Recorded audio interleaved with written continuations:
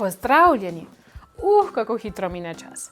Danes je že petek, drugega adventnega tedna. No in naslov danes je Misijonar s skalpelom. Veste, Janez vztraja. Trdo dela in s svojim skalpelom, ki se ga mnogi Kitajci tako zelo bojijo, dela prave čudeže. Obenem se uči kitajščine in sam vzgaja domače zdravstveno osebje.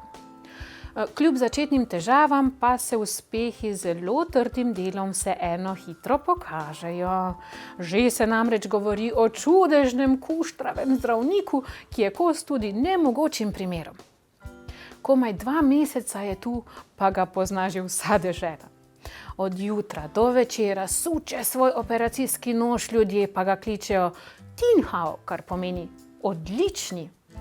S tem hočejo povedati, da takega zdravnika še niso imeli.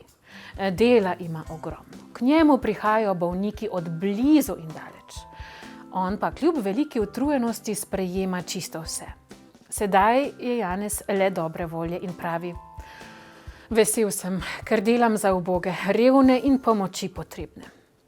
Veseli so tudi bolniki, saj se jim je po rokah našega Janeza vrnilo zdravje. Pred njegovim prihodom so bili prepuščeni neveščim zdravnikom, mazačem, ki so naredili več škode kot koristi. Vesel pa je tudi monsignor Kerc, za katerega se zdi, da je najbolj ponosen ravno na svojo misijonsko bolnišnico, ki je znana že daleč naokrog.